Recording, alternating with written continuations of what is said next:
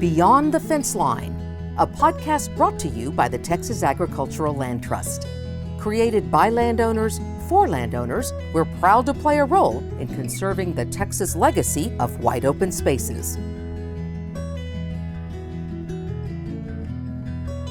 Hello, everyone. This is Darren Clark, Chief Operating Officer and Director of Land Conservation with Texas Agricultural Land Trust. And today joining me for this special episode of Beyond the Fence Line is James Oliver, who is our Director of Engagement. Thank you, Darren. It's been a while since we've been able to hop on the podcast together. I'm excited to get to answer some of our most asked questions and debunk some of the myths surrounding conservation easements. But before we get started, let's give our listeners an idea of what our roles with TALT encompass. That's a good idea. So my role mostly is working with conservation easements, and we have a team of staff members that works predominantly full-time working on the conservation easement aspect and working with landowners to help them realize their goals and objectives. And for the most part, that's what I do. How about yourself? Well, as my role of Director of Engagement, I do a lot of outward-facing activities, presentations. I'm involved with several different organizations that do some policy work. I've had the opportunity to do policy work both at the federal and at the state level. I'm a lot of times the first representative from the organization to sit down with landowners to start discussions of conservation easements. So I get to do a lot of different things, a lot of fun things. So you and I have worked with conservation easements for a number of years now, and working with landowners. We get asked questions quite frequently, and over the years, I guess you're like me. There's some of these questions that have become routine that you can almost anticipate a landowner asking the question.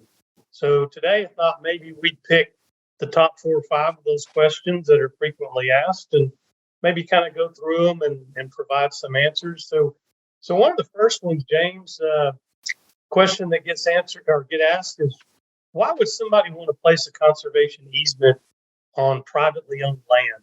Darren, there's a multitude of reasons and motivations that we've come across over the years. There's the financial aspect of it, the charitable deduction that the IRS allows for the donation of conservation easement. There is a succession planning and estate planning role of the valuation of conservation easements and the way that plays into people's estates. In the case of purchased easements, a lot of times those monies received are used to expand an operation, or we've seen it where they've endowed an operation for the next several generations. But I think the most common reason that we run across and is kind of part and parcel with all the things I just mentioned is a conservation ethic of looking across their land and want it to be that way for their generations.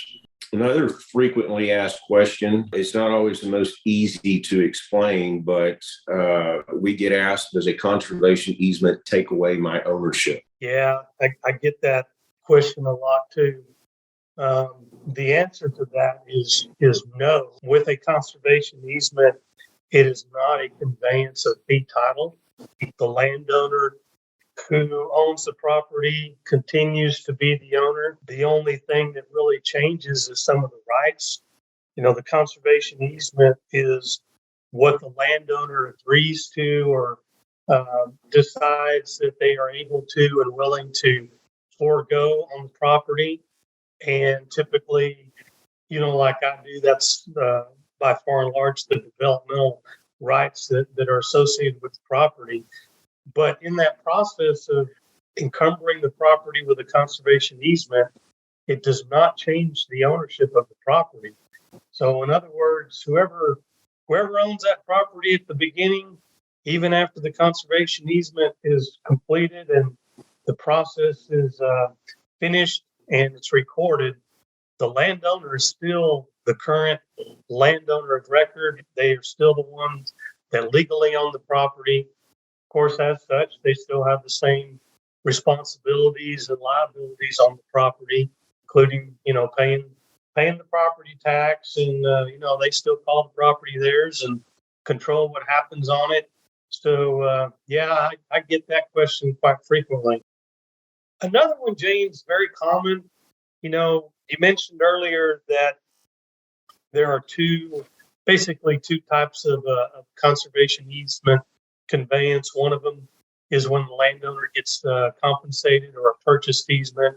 But then the other one is the donated easement, like you mentioned. And in a situation like that, the landowner is really not going to receive any compensation for the value of that conservation easement.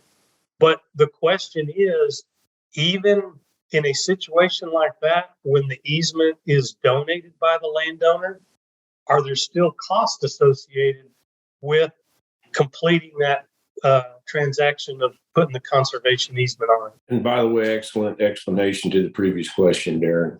Even with a donated easement, the IRS guidelines would require certain transactions around a donated easement. And this is a real estate transaction, much like buying or selling a property. It's very, very similar in the way that it's documented. But there are federal guidelines that require, for example, an appraisal. Then you have to have a baseline report done, which documents the condition of the property at the time the easement is given. That's the document we use going forward when we do our annual checks, but there's costs associated with that. In many cases, especially in today's Texas, mineral estates have been split. And that's the determination of those mineral interests is key to controlling and protecting the surface. So sometimes you have to get a mineral title report, or you have to get what's known as a mineral remoteness letter, or you have attorneys to uncover those things. The Ag Land Trust is a nonprofit. We do get a fee for helping landowners accomplish their goals. That's part of the equation. I'm trying to think of any other costs. Those are the big costs associated with them. And a lot of that's out of our control. We do, as an organization, we do search for funds to help offset some of those costs. For example, there's some programs that if the property has a nexus to coastal areas or tributaries or freshwater sources, there may be some funds available to help with that.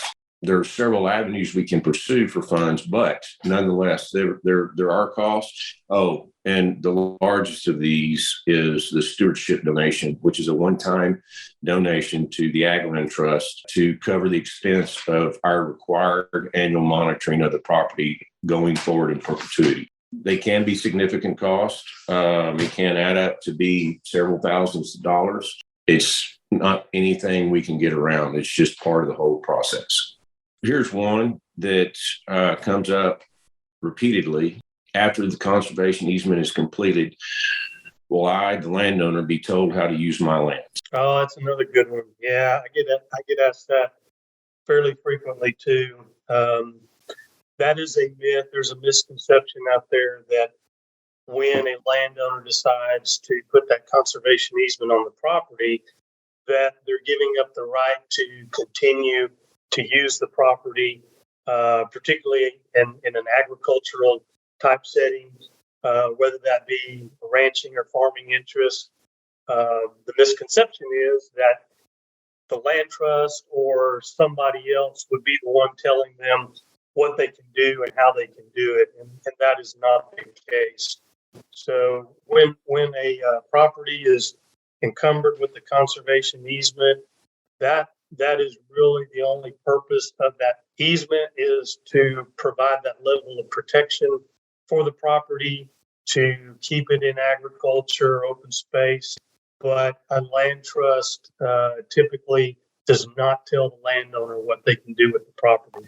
Likewise, during the annual monitoring visit, when TALT staff meets with the landowner, they're not there to tell the landowner, hey, you've been farming wrong, or you need to adjust your livestock numbers or anything like that. It's just merely an opportunity to visit with the landowner, review what's on in the conservation easement deed, and to provide that assistance. But No, it's never to tell a landowner what they can do with their property. Along those same lines, James, there's another question that I get asked fairly frequently, and I'm guessing you get asked the same question. Landowners want to know that if they get a conservation easement on their property, does that prevent any future condemnation or any eminent domain? No, we do hear that one a lot too. And especially as our state is growing and developing at a rapid pace, that issue comes to the forefront more often. Unfortunately, at this time, there is nothing in law that protects conservation easements any differently than lands without conservation easement. The majority of big projects have been very careful about skirting the boundaries of conservation easements. They've gone along the edges. They've tried to route them such that they don't go through them. To their credit, to those authorities or those companies with eminent domain authority. And the only fix to that is legislatively here in the States, and that's probably going to be a pretty tough lift for a while. But unfortunately, no, it does not. A conservation easement does not protect your property from condemnation or eminent domain. Well, James, I know you and I could probably spend an hour or even longer going over all the questions that we get asked around conservation easements. But I felt like today, if we just pick these 5 or so, just be a great opportunity to share that with our listeners. Incidentally, so, is there some additional information on conservation easements that's available for the folks out there? Darren, we've put together a comprehensive landowner's guide for conservation easements. It's available on our website. This is a great resource for anyone interested in seeing an overview of the types of easement as well as the different benefits they offer. Oh, great. Thanks, James. That's fantastic. Well, with that, hopefully this episode has answered some of the questions that y'all been rolling around in your head. If we missed something or you have some other questions, need some answers, please feel free to reach out to us by email. We'd love to chat with you. We'd love the opportunity to answer your questions and discuss conservation easements and your needs a little further. But with that, Beyond the that's all Fence for Line today is on brought to Beyond you the by the Fence Texas Line. Agricultural Again, Land thank Trust, you, James, for dedicated being to on here. conserving the Texas And we will see heritage you of next time. agricultural lands, wildlife habitats, and natural resources. Find out more at txaglandtrust.org.